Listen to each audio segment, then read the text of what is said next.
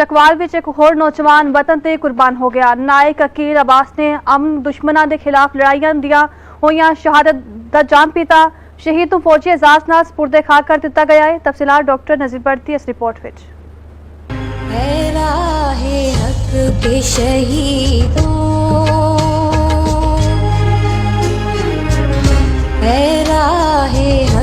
के शहीदों वफा की तस्वीरों, तुम्हें वतन की हवाएं सलाम कहती है राहे हक के शहीदों। शहीद की जो मौत है वो कौम की हयात है। शहीदां ते गाजियां दी धरती चकवाल विच एक होर नौजवान वतन ते कुर्बान हो गया। 3FF नाल तालक रखने वाला नायक अकील अब्बास तुरबत एयरपोर्ट के कोल दहशतगर्दां नाल दलेरी नाल मुकाबला करदे होया जामे शहादत नोश की।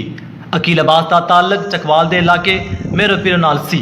नमाज़ादा विच अस्करी, सियासी, समाजी इंतजामिया के अफसरान का इलाका भर तो सैकड़ा अफराद ने शिरकत की। इस मौके पर शहीद भाई ने मीडिया नाल गल्लां करदे होया क्या मेरा भाई अकील अब्बास बिल्कुल यतीमी की हालत पलिया। बिल्कुल अभी छोटे जो बहन रह गए सब भाई तिने अभी शक्ल भी नहीं याद। तो मेरा भाई जिस टाइम जो ही जवान होया फौज के भर्ती हो गया और मैंने अपने भाई तो बहुत फख्र है।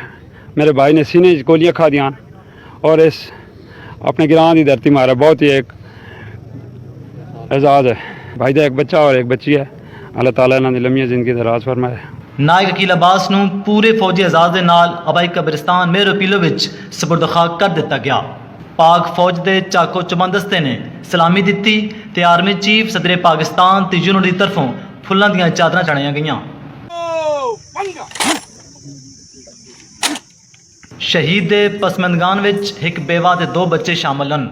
आखिर विच मुल्क हुकुम दी सलामती ते शहीद दी मगफरत वास्ते खुसूसी दुआ की गई।